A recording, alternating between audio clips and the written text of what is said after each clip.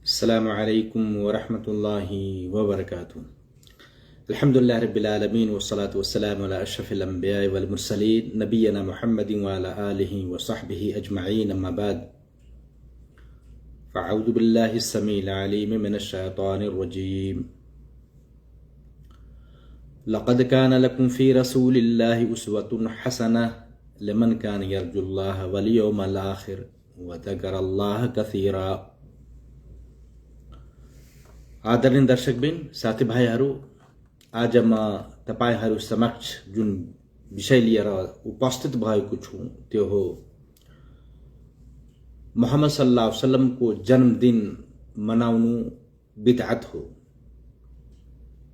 यसबारे केही कुराहरू संक्षेपमा र कुरान हदिसको प्रकाशमा राख्न चाहन्छु। ध्यानपूर्वक सुन्नुहोला। साथै आफ्ना साथीहरूका लागि यो भिडियोलाई शेयर गर्नुहोला, यो पेजलाई फलो गर्नुहोला। प्रिय दाजुभाइहरू, मिलादुन नबी भन्नाले नबी मोहम्मद सल्लल्लाहु अलैहि वसल्लम को जन्म को सम्झनामा हरेक वर्ष कुनै निश्चित दिन वा रात, विशेष गरी 12 रबिउल अव्वल में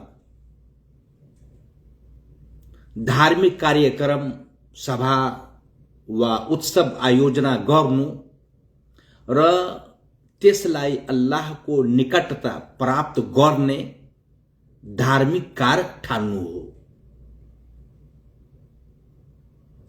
यहाँ मुख्य कुरा नबी सल्लल्लाहु अलैहि वसल्लमलाई प्रेम गर्ने विषय होइन। नबी सल्लल्लाहु अलैहि वसल्लमलाई प्रेम गर्नु त प्रत्येक मुसलमानको ईमान र आस्थाको महत्वपूर्ण अंश हो। मुख्य प्रश्न यो हो कि नबी सल्लल्लाहु अलैहि वसल्लम को जन्म को अवसर में हरेक वर्ष विशेष धार्मिक उत्सव मनाउने कुरा कुरान र सुन्नतबाट प्रमाणित छ कि छैन? सऊदी अरबका धेरै प्रमुख र वरिष्ठ विद्वानहरूले यस्तो धार्मिक उत्सवलाई बिदअत अर्थात धर्ममा पछि थपिएको नयाँ धार्मिक कार्य भनेका छन्।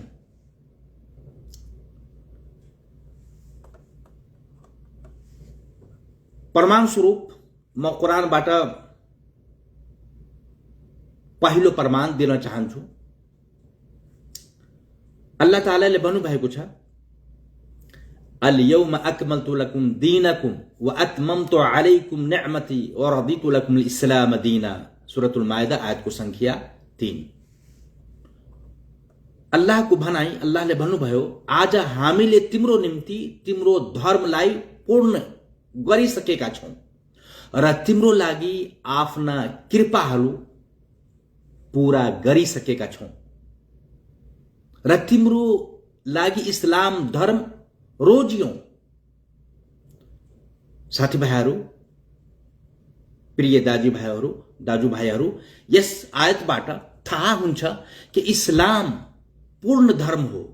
त्यसैले धर्ममा नयाँ धार्मिक उत्सव वा नयाँ इबादत थप्न आवश्यक छैन। दोस्रो प्रमाण, अल्लाह तालाले भन्नुभयो, वमा आताकुमुर रसूल फखुदू वमा नहाकुम अन्हु फन्तहू वत्तकुल्लाह इन्नल्लाह शदीदुल इक़ाब। सूरतुल हश्र आयतको संख्या 7। अल्लाहले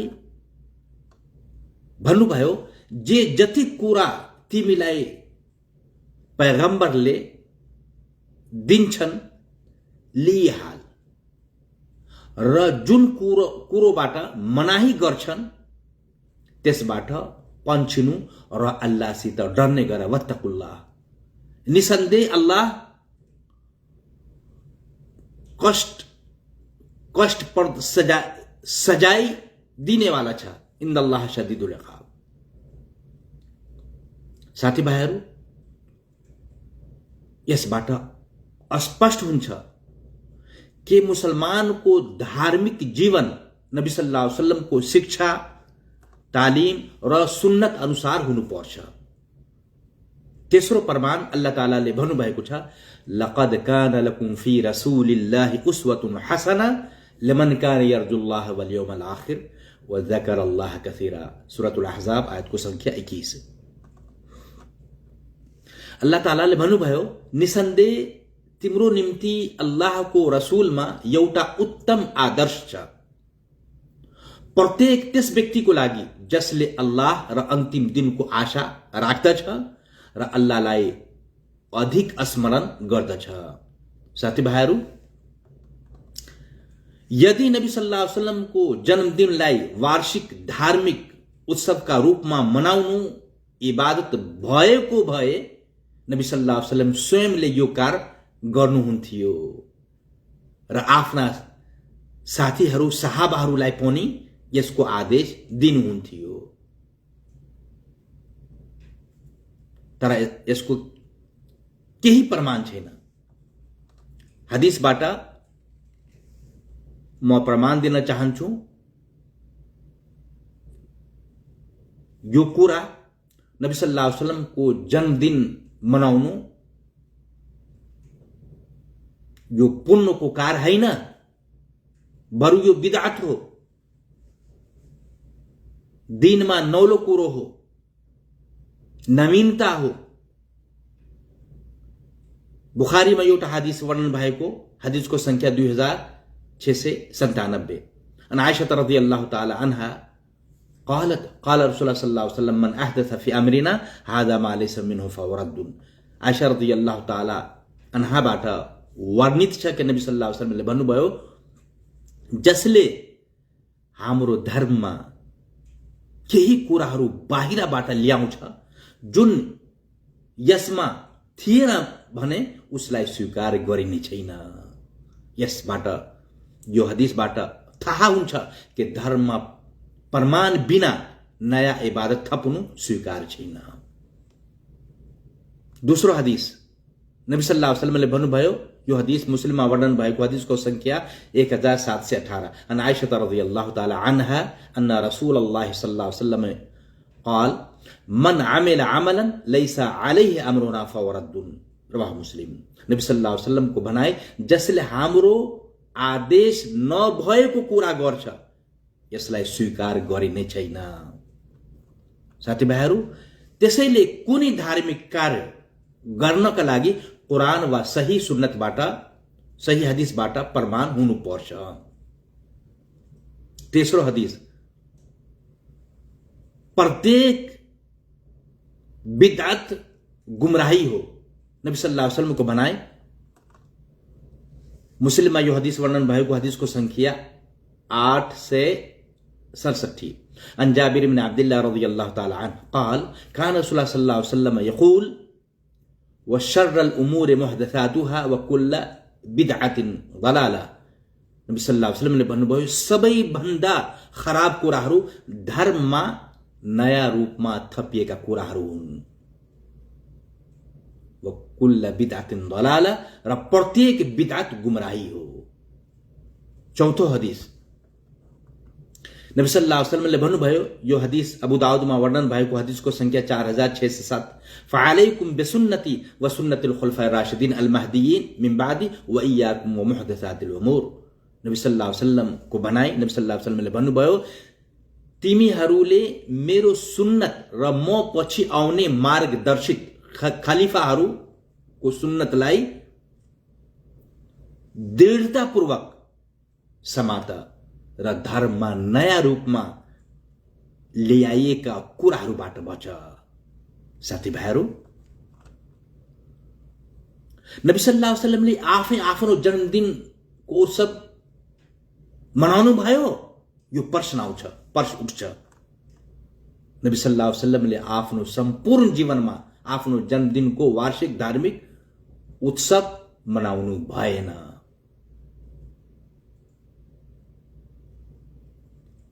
त्यसै गरी अबू बकर रज़ियल्लाहु ताला अन्हुले मनाउनु भएन, उमर रज़ियल्लाहु ताला अन्हुले मनाउनु भएन, उस्मान रज़ियल्लाहु ताला अन्हुले मनाउनु भएन, अली रज़ियल्लाहु ताला अन्हुले नबी सल्लल्लाहु अलैहि वसल्लमको जन्मदिन मनाउनु भएन। अन्य सहाबाहरूले पनि मनाएनन्। सहाबा पछि आउने ताबाइनहरूले पनि मनाएनन्। जबकि सहाबाहरू, नबीका साथीहरू, नबी सल्लल्लाहु अलैहि वसल्लमलाई सबैभन्दा बढी प्रेम गर्ने मानिसहरू थिए र उहाँको सुन्नतको सबैभन्दा बढी पालना गर्नेहरू थिए। त्यसैले यदि यो धार्मिक कार्य भएको भए उनीहरू हामीभन्दा अगाडि यसलाई गर्ने थिए। साथीभाइहरू, नबी सल्लल्लाहु अलैहि वसल्लमलाई प्रेम गर्नु आवश्यक छ। नबी सल्लल्लाहु अलैहि वसल्लमलाई प्रेम गर्नु अनिवार्य हो, तर साँचो प्रेम उहाँको सुन्नतको पालना गरेर देखाउनु पर्छ। अल्लाह तालाले भन्नुभएको, कुल इन कुन्तुम तुहिब्बुनल्लाह फत्तबिऊनी युहब्बिबकुमुल्लाह व यगफिर लकुम जुनुबकुम वल्लाहु गफूरुर रहीम।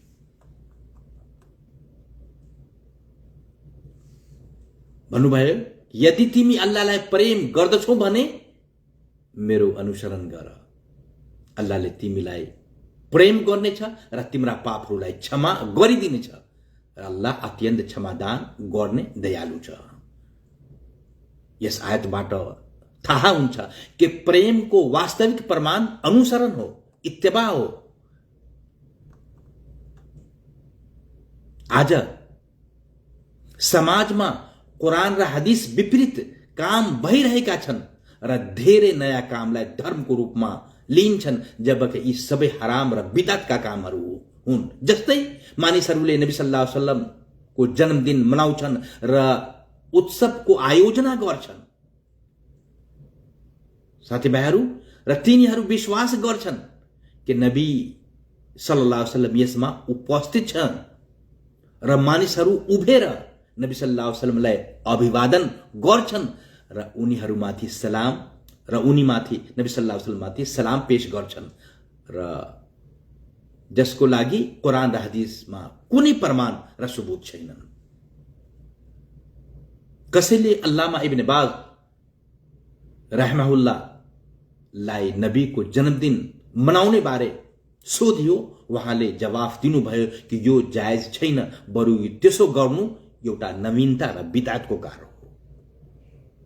शेख इब्न बाज रहमहुल्लाहले जवाफ दिँदै स्पष्ट रूपमा भन्नुभएको छ, ला यजुजुल इह्तिफालु बिमौलिद ar-रसूल सल्लल्लाहु अलैहि वसल्लम वला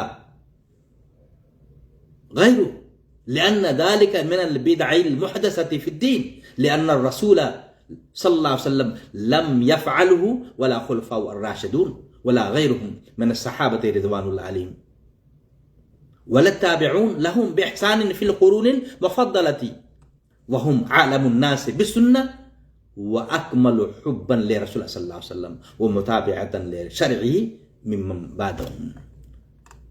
कि नबी सल्लल्लाहु अलैहि वसल्लम को मिलाद मनाउने उत्सव बिदअत हो, किनभने नबी सल्लल्लाहु अलैहि वसल्लमले स्वयं यो कार्य गर्नु भएन, उहाँका साथीहरू सहाबाहरूले गरेनन् र पहिलो 3 उत्तम पुस्ताले पनि गरेनन्।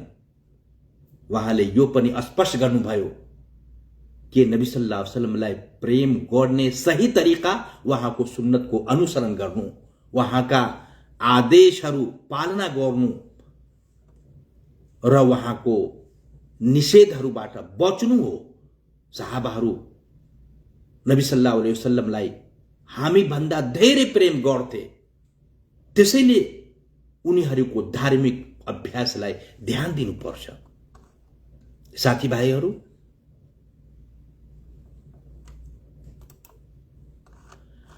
हामी सबैले समझ्नुपर्छ, बुझ्नुपर्छ कि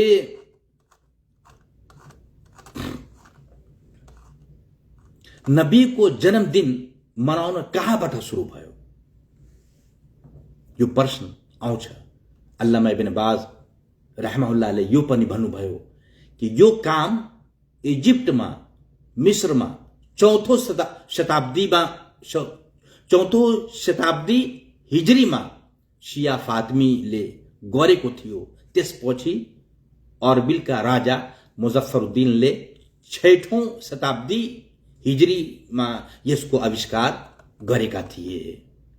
प्रश्न भयो कि नबी सल्लल्लाहु अलैहि वसल्लमले न त आफ्नो जन्मदिन मनाएको हो, न त मनाउन आदेश दिएको, न त नबीका साथीहरू, सहाबाहरू र 4 खलिफाहरू मध्ये अबू बकर, उमर, उस्मान, अली रदियल्लाहु अन्हुम ले 30 वर्षको आफ्नो शासनकालमा पनि उहाँको जन्मदिन मनाएनन्। साथीभाइहरू, हामीले नबी सल्लल्लाहु अलैहि वसल्लम प्रति प्रेमलाई उहाँको सुन्नतको अनुसरण, उहाँका आदेशहरूको पालना, निषेधहरूबाट बच्ने, उहाँको सीरत सिक्ने र उहाँमाथि धेरै दरूद तथा सलाम पठाउने माध्यमबाट प्रमाणित गर्नुपर्छ। अन्तमा अल्लाह तालाले हामी सबैलाई कुरान र सही सुन्नत अनुसार जीवन बिताउने, बिदतबाट बच्ने र नबी मोहम्मद सल्लल्लाहु अलैहि वसल्लम को साँचो प्रेम तथा अनुसरण गर्ने तौफिक प्रदान गरून्। वस्सलामु अलैकुम वरहमतुल्लाहि वबरकातुहू। फेरि अन्तमा साथीहरूलाई म भन्न चाहन्छु कि यो भिडियोलाई आफ्ना साथीहरूका लागि शेयर गर्नुहोला, पेजलाई फलो गर्नुहोला। जजाकुमुल्लाह खैरा। वस्सलामु अलैकुम वरहमतुल्लाह।